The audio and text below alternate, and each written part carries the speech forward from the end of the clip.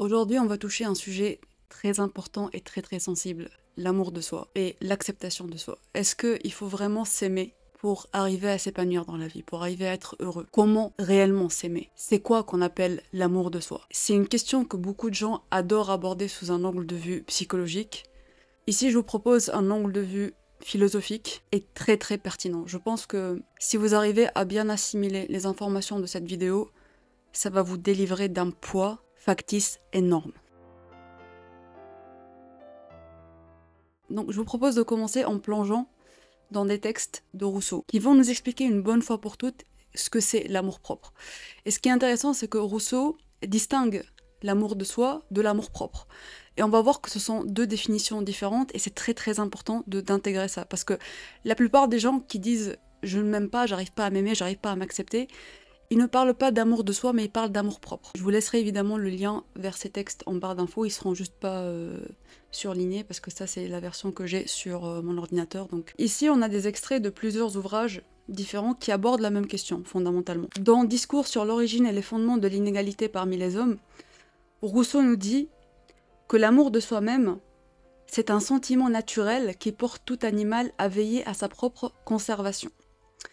On va d'abord s'arrêter là parce que il dit quelque chose de très intéressant. Il ne définit pas ici l'amour de soi comme une valeur, mais comme un sentiment. Un sentiment est un état naturel qui n'est pas toujours choisi. Et là, il le dit clairement, c'est un sentiment naturel, donc on est né avec. C'est quelque chose qui est inné, c'est quelque chose qu'on n'a pas choisi. Donc l'amour de soi est inné chez chaque être humain, que tu le veuilles ou non. L'amour de soi, il est commun à l'animal et à l'homme, selon Rousseau, parce que c'est un sentiment naturel qui aide l'homme à se préserver, à se conserver. C'est-à-dire que c'est un sentiment qui va chercher à faire que l'homme va essayer de se protéger, pour nous alerter quand il y a un danger, pour nous apprendre à nous adapter à notre environnement, pour savoir contrer les menaces, et notamment subvenir à nos besoins primaux. Pour distinguer ce sentiment chez l'animal et chez l'homme, il dit que chez l'homme, ce sentiment-là, il est modifié par la pitié et la raison. Et c'est là où est notre vertu, en tant qu'être humain. Donc tout ça, il est donné par le simple sentiment d'amour de soi. Ce qui veut dire, c'est que de manière naturelle, sans qu'on nous ait rien dit, pour nous préserver, pour nous conserver, comme Rousseau le dit, on va déployer notre raison, nos sentiments, nos vertus, pour pouvoir subvenir à nos propres besoins, pour pouvoir nous protéger dans notre propre environnement. Donc ça, c'est quand on est livré à nous-mêmes, quand tu es seul, en fait, quand tu n'es pas en société. Et là où les choses se compliquent, c'est quand on parle véritablement d'amour-propre. Donc, ce que Rousseau nous dit sur l'amour-propre, c'est que c'est un sentiment relatif et factice. Rappelez-vous quand je vous ai dit que la valeur sociale est factice. Donc, selon ma théorie personnelle, quand on est en société, quand on se comporte uniquement comme un être social, on oublie notre humanité, on oublie ce qui fait de nous un être humain, on va être régi par des valeurs et des codes factices, tout ce qui sert à la société, notamment la consommation. Donc là, concrètement, je rejoins Rousseau sur sa pensée, comme quoi l'amour-propre est un sentiment relatif et factice, parce qu'on est en société, on va être confronté à d'autres êtres humains, et factice parce qu'on n'est pas né avec. Ça va être créé, cet amour-propre, à partir du moment où nous sommes en contact avec la société. Là, il le dit clairement, il est né dans la société. Pour l'amour de soi, il dit que c'était une source d'humanité et de vertu, mais que l'amour-propre est la véritable source de l'honneur, parce que l'honneur est aussi un concept social, donc factice. Il n'y a pas réellement d'honneur ou de dignité, parce qu'en tant qu'être humain, on a tous la même valeur, qui est égale. On est tous dignes dans notre humanité, si vous voulez. Mais la notion d'honneur, elle est créée par la société, par les titres, par les noms, par les fonctions, notamment par les richesses, par les attributs sociaux. En psychologie, on aime beaucoup parler d'ego. Quand tu t'exposes à la société, il y a une projection de la valeur de toi en société. C'est ce qu'on appelle ego en psychologie. En philosophie, ici, on parle d'amour-propre pour Rousseau. C'est encore différent de l'ego parce que selon moi, l'ego, c'est une perception de la valeur de soi. C'est pas la vraie valeur de soi qui est reflétée. C'est juste une perception de la valeur de soi qui est projetée en société. Or, l'amour-propre, c'est une valeur factice qui se crée à partir du moment où on regarde quelqu'un d'autre, où on se compare à quelqu'un d'autre. Imagine, moi, je nais toute seule. Je ne sais pas si je suis mince, grosse, grande, petite. Je vois un autre être humain, tiens, je me compare à lui, mais je suis plus petite que lui. Je vois un autre être humain, on a la même taille. Bah ma taille, elle est normale en fait.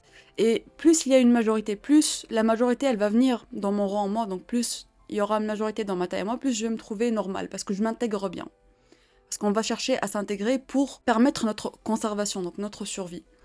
Mais si je me confronte à des êtres humains qui affichent des attributs différents des miens, je vais me sentir plus menacée. Et plus c'est une majorité, plus je vais perdre en estime de moi. Et là, ce qu'on appelle estime de moi, c'est l'amour-propre. Parce qu'à partir du moment où je me compare à quelqu'un, on ne parle plus d'amour de soi, qui est quelque chose d'inné et d'instinctif. Je ne peux pas la contrôler, l'amour de soi. Même si je voulais me haïr, je ne peux pas. Je vous expliquerai après comment ça marche concrètement. Mais l'amour-propre, c'est quelque chose qui se crée à partir du moment où on est en contact avec la société. Donc, l'ego, c'est juste la perception de l'amour-propre, pas l'amour de soi. Pour reprendre avec Rousseau, si on vivait pas en société, et qu'on restait juste avec cet amour de soi, qu'on n'avait pas d'amour-propre, ça voudrait dire qu'il n'y aurait aucun moyen de nous comparer. On va pas se comparer aux autres. Et donc, en ne nous comparant pas aux autres, il n'y aurait aucun moyen pour qu'il naisse en nous ni haine, ni désir de vengeance, ni passion, ni mépris, ni intention de nuire. Donc en soi, selon Rousseau, c'est pas l'amour-propre qui est fondamentalement mauvais, mais c'est ce à quoi il donne naissance, par comparaison. C'est en nous comparant qu'on se prédispose à faire naître en nous des sentiments destructeurs. Il l'explique un peu plus en détail dans l'extrait suivant, donc on va voir ça tout de suite. L'amour-propre qui se compare n'est jamais content et ne saurait l'être. Parce que ce sentiment, en nous préférant aux autres, exige aussi que les autres nous préfèrent à eux, ce qui est impossible. Parce que fondamentalement, quand on est juste avec l'amour de soi, on s'aime pas plus que quiconque, parce qu'il n'y a personne d'autre qui existe en dehors de nous.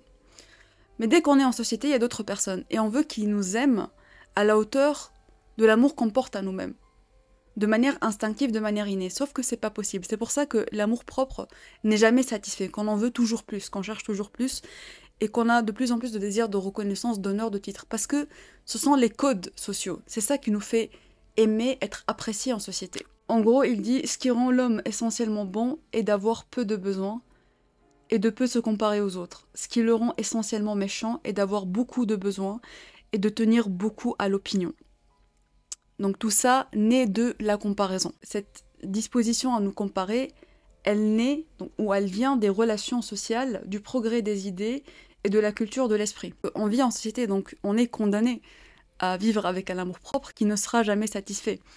Le seul moyen de le satisfaire, c'est d'avoir peu de besoins et de se détacher le plus possible de l'opinion des autres. Ça crée une sensibilité négative, même si on dit que la comparaison peut être positive, parce que la valeur sociale, elle est factice, parce que l'amour-propre est un sentiment relatif et factice. C'est comme ça qu'il le définit, et je suis d'accord avec cette définition-là.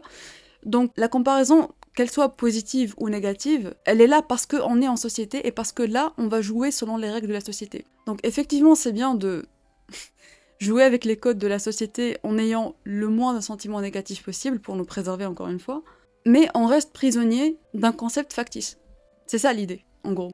Là, il fait une distinction claire et nette entre la sensibilité positive qui est dérivée directement de l'amour de soi vis-à-vis de la sensibilité négative qui est dérivée de l'amour propre. Donc il dit que la sensibilité positive dérive immédiatement de l'amour de soi. Il est très naturel que celui qui s'aime cherche à étendre son être et ses jouissances, et à s'approprier par l'attachement ce qu'il sent devoir être un bien pour lui. Ceci est une pure affaire de sentiment où la réflexion n'entre pour rien. Mais sitôt que cet amour absolu dégénère en amour propre et comparatif, il produit de la sensibilité négative parce qu'aussitôt qu'on prend l'habitude de se mesurer avec d'autres et de se transporter hors de soi pour s'assigner la première et meilleure place, il est impossible de ne pas prendre en aversion tout ce qui nous surpasse, tout ce qui nous rabaisse, tout ce qui nous comprime, tout ce qui, étant quelque chose, nous empêche d'être tout. L'une des raisons pour laquelle on n'est jamais satisfait, parce que plus on a, plus on en veut. Parce qu'il y a toujours quelqu'un qui a plus ou qui est meilleur. Donc voilà, ça c'était la pensée de Rousseau concernant l'amour de soi et l'amour propre. Donc quand on dit je m'aime pas, j'arrive pas à m'aimer, j'arrive pas à m'accepter, on parle pas d'amour de soi, mais on parle d'amour propre. Et je vous ai dit que j'allais vous expliquer pourquoi c'est pas possible de pas s'aimer, justement. Et ça confirme justement la pensée de Rousseau, comme quoi l'amour de soi est quelque chose d'inné, c'est quelque chose que tu ne peux pas t'enlever. Donc si tu me dis je ne m'aime pas, c'est pas vrai. D'accord ? Et la preuve de ça, c'est que si je te mets dans une situation de menace de mort ou de danger, ton corps, ton cerveau va essayer de te protéger même malgré toi. Si on est juste en train de parler et que je rapproche brusquement un briquet à côté de ton visage, qu'est-ce que tu vas faire ? Tu vas t'éloigner.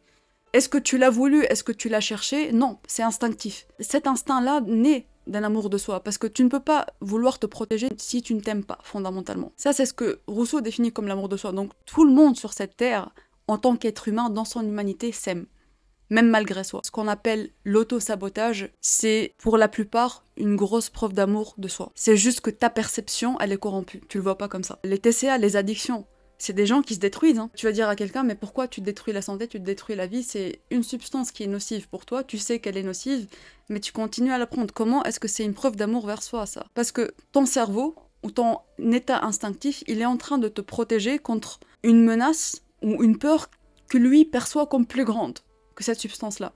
Donc cette substance-là est certes nocive, mais quand je la prends, je reste en vie. Donc là, tu me rassures en vrai. Tu vois. Et quand tu prends cette substance-là, tu es en train de soulager une énorme peur et une énorme dose de stress. Donc qu'est-ce que je vais faire, moi? Je vais augmenter tous tes signaux pour te faire aller vers cette substance-là. Donc là, je cherche à te protéger. Imagine quelqu'un qui t'a trahi. Tu pleures. Et tu vas t'en vouloir de pleurer. Comment ça se fait? Je pleure pour cette personne-là. Regarde tout ce qu'il m'a fait. Tu pleures pour cette personne-là. Tu ne pleures pas pour cette personne-là, tu pleures pour toi. C'est la même chose quand tu perds quelqu'un, quand quelqu'un décède, tu es triste parce qu'il t'a laissé seul. Donc tu es triste pour toi, tu pleures pour toi. Tu peux pleurer pour quelqu'un par empathie, ça c'est autre chose. Mais quand tu subis quelque chose et que tu pleures réellement pour toi. Donc laisse-toi pleurer pour toi parce que tu te donnes la preuve, le rappel que tu t'aimes.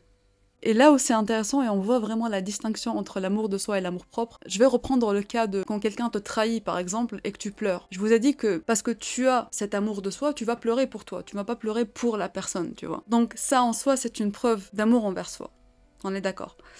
Sauf que si tu décides de reprendre la personne en dépit du mal qu'elle t'a fait, en sachant pertinemment qu'elle va encore te pourrir la vie. Tu ne te respectes pas, tu ne respectes pas tes limites, et là tu manques d'amour propre. Tu pleures pour toi, donc tu te dis « ça me blesse ». Et l'amour-propre te dit « on s'en fiche de tes sentiments, pleure, mais reprends-le, c'est pas grave. Parce qu'en société, vous vous portez bien, parce que vous allez bien ensemble, parce que vous avez vécu tout ça, parce que vous avez construit une habitude de vie, donc subis, c'est pas grave, reprends-le, peut-être que ça va être différent. » Ça, c'est l'amour-propre. Vous voyez comment ça intervient plus dans ce que tu représentes avec la personne, ce que vous êtes en société, par rapport à tes besoins ou tes sentiments innés. Donc si jamais tu t'oublies ou tu te sens un peu dépassé ou submergé par des événements négatifs, même malgré toi, ton toi te donne les preuves de qui tu es, de pourquoi tu existes. Tu pleures pour toi, donc tu t'estimes suffisamment. Tu sais pas si c'est correct, si c'est juste, si c'est pas juste. T'as pas besoin qu'on t'apprenne qu'est-ce que c'est le bien et le mal. Si tu t'écoutes suffisamment, ton cœur te le dit. Tes réactions physiques te le disent. Là, t'es triste, j'aime pas ça en fait, ça me fait mal. Pourquoi tu vas faire quelque chose qui te fait mal? Et donc, quand on arrive à une adéquation entre l'amour de soi et l'amour propre, parce que l'amour propre, il va être factice quoi qu'il arrive. Parce qu'on vit en société de toute façon, donc on est obligé de jouer selon les règles du jeu. Vous voyez? Je vais vous dire comment on va pallier à ça, comment arriver à avoir de l'amour propre sain, ou si c'est nécessaire déjà. Mais déjà, pour avoir une adéquation entre l'amour de soi et l'amour propre, il faut que tu écoutes tes signaux de base. Si tu penses être gentil quand on te traite de quelqu'un de dégueulasse, de fourbe, de méchant, de ce que tu veux, ça va pas te plaire. Parce que tu as la certitude, la croyance, ce sur quoi tu as bâti ton amour propre, que c'est faux en fait. Donc ça te blesse, tu n'aimes pas ça. Donc ça c'est l'amour propre qui est blessé. L'amour de soi en fait, il se passe de tout ce qui est représentation sociale. Donc tout ce qui est trait de personnalité. Je suis quelqu'un de gentil, je suis quelqu'un de méchant, je suis quelqu'un d'adorable, je suis quelqu'un de bienveillant. Tout ça, il n'y a pas besoin. Fondamentalement quand tu n'es juste seul, en dehors de la société. Ce sont des concepts sociaux. Donc pour récapituler un peu tout ça, quand tu dis que tu ne t'aimes pas ou tu penses ne pas t'aimer, c'est toujours par comparaison et c'est parce que tu existes en société. Donc là, on va parler d'amour propre, on va pas parler d'amour de soi. Je tenais à clarifier ça dès le début. Donc l'amour propre, c'est tout ce qui est égo, c'est tout ce que tu représentes, tout ce que tu possèdes, tout ce que tu penses être, comment tu t'es construit dans la société. Qu'est-ce que tu penses être tes acquis, tes talents, tes compétences, tes traits de personnalité, ton héritage, ton potentiel, tes compétences, tes titres, tout ça. Et vu qu'on se compare et qu'on vit en société, on va plus parler d'amour à proprement parler, on va plus parler d'honneur, de reconnaissance, de mérite. Ce qu'on appelle souvent amour est lié beaucoup à l'admiration, au respect, à l'appréciation de service, de l'utilité, ce que tu apportes aux autres. Donc c'est qui tu es en société et ce que tu as. ce que tu fais qui détermine l'amour-propre. C'est pour ça que je vous en ai parlé dans la vidéo de la confiance en soi. Je vous ai dit que pour avoir de la confiance en soi, il vous faut des preuves. Les affirmations positives ne marchent que si vous avez déjà des preuves, même des preuves passées, parce que c'est quelque chose que tu as déjà fait, donc l'affirmation sert comme rappel. Rappelle-toi que tu es capable, tu l'as déjà fait. Donc je réaffirme à moi-même ce que je pense avoir déjà accompli, ce que je pense déjà être. Quelque chose que j'ai déjà validé, qui a déjà été validé. Ça c'est le seul cas où les affirmations positives sont efficaces en fait. Mais tu peux pas te bullshit concrètement, donc tu dois te donner des preuves. C'est pour ça que l'amour-propre aussi, il est lié beaucoup à la notion de respect, d'honneur, au faire, au acquis. Tout ça, ça part de l'être, de ce que tu penses être. Et de là tu fais et tu te prouves. Et de là tu mets aussi des limites entre toi et l'autre. Tu apprends à interagir avec l'autre en respectant tes propres limites, pour qu'on te prenne pas trop et que tu prennes pas trop aux autres. Et donc, je vous ai déjà prouvé par A plus B que c'est pas possible que quelqu'un puisse dire je ne m'aime pas, parce que fondamentalement tu es né avec l'amour de toi-même, donc ça c'est faux. Mais quand on parle solennellement et uniquement d'amour propre, c'est aussi impossible de dire que tu ne t'aimes pas. Quoi que tu en penses, malgré tous les défauts, tous les complexes que tu as, c'est pas possible que tu ne t'aimes pas. Je vais t'expliquer, encore une fois par A plus B, pourquoi tu penses que tu ne t'aimes pas. Là, on parle pas de négation de l'amour-propre. L'amour-propre existe à partir du moment où tu existes en société. C'est un concept qui se construit naturellement. Donc il est là. Il n'y a pas de négation, il n'y a pas de « j'ai pas d'amour-propre ». Tout le monde a un amour-propre. Là, on va parler de manque. Quand on parle de manque, qu'est-ce que ça veut dire? Ça veut dire qu'il y a quelque chose qui, en fréquence ou en quantité, est insuffisante par rapport à une autre. De quoi on parle là, concrètement? C'est-à-dire que les choses que je n'aime pas chez moi sont plus nombreuses ou je les vois plus fréquemment que les choses que j'aime chez moi. Et ça ne vient pas que de toi. Des fois, il y a des choses que tu penses être normales chez toi, mais il y a d'autres gens qui les rejettent. Donc, tu vas les rejeter. Donc, ça va augmenter les choses que tu n'aimes pas chez toi. Donc, quand tu dis que tu t'aimes pas, on parle d'un déséquilibre entre les choses que tu aimes chez toi et les choses que tu n'aimes pas chez toi. Et le problème de la plupart des gens, c'est qu'ils pensent que pour pouvoir s'aimer, tu dois tout aimer chez toi. C'est pas possible. Pense à la personne que tu aimes le plus sur cette terre. Tu ne peux pas tout aimer chez elle. C'est pas possible d'être aussi absolu. Donc là, tu as deux options. C'est soit de augmenter les choses que tu vas aimer chez toi, soit par les preuves, soit par les rappels, justement les affirmations positives, soit d'équilibrer la balance. T'es pas obligé d'avoir plus d'éléments que tu aimes chez toi que d'éléments que t'aimes pas chez toi. Tu peux les ramener les deux à neutralité. Et là, on parle pas d'amour de soi, ou d'amour propre concrètement, on parle de acceptation. L'acceptation, c'est le vrai point de neutralité. C'est la vraie objectivité. On va en parler plus en détail dans la partie qui va suivre. Là, je vais juste finir un petit peu sur tout le bullshit qu'on adore se dire par rapport à l'amour-propre. Et je m'aime pas. Donc laissez-moi déjà passer ça au lance-flamme. Les gars, c'est ok de pas tout aimer chez vous. T'es pas obligé de tout aimer chez toi pour pouvoir t'aimer et t'accepter en tant qu'individu entier et digne. Tu peux complètement t'aimer en n'aimant pas certaines parties ou certains traits chez toi. Et des fois, ce manque-là d'amour envers soi ou de manque d'attributs qui sont valorisés, qui vont te permettre de t'aimer, ça vient juste du fait que tu manques d'attributs qui sont valorisés socialement. C'est la société qui donne la valeur à ces attributs-là, donc tu les vois de valeur. Et vu que je les aime pas, je ne m'aime pas. Exemple, la beauté. Si tu n'es pas beau selon les critères sociaux, tu vas penser que tu n'es pas beau. Alors que c'est pas vrai, c'est quelque chose que tu as. Dans la société, elle est vue comme n'ayant aucun attrait, n'ayant aucune valeur sociale. Les autres ne vont pas être attirés envers toi. Mais tu l'as. L'important, c'est que toi, tu en considères la valeur. Est-ce que toi, tu peux faire ressortir cette beauté-là? Est-ce que toi, tu peux te trouver beau ou belle? Parce que si toi, tu peux te trouver beau ou belle, tu peux l'acquérir. Ce ne sera plus un manque. Mais si tu te négliges, tu restes sur le principe que tu n'es pas beau ou belle uniquement parce que tu ne l'es pas tel que la société veut que tu le sois, tu seras toujours en manque. C'est pas parce que l'acquis n'est pas validé par la société que je ne l'ai pas. Et le problème chez vous, c'est que vous pensez être en manque ou ne pas avoir quelque chose uniquement parce que elle a aucune valeur en société.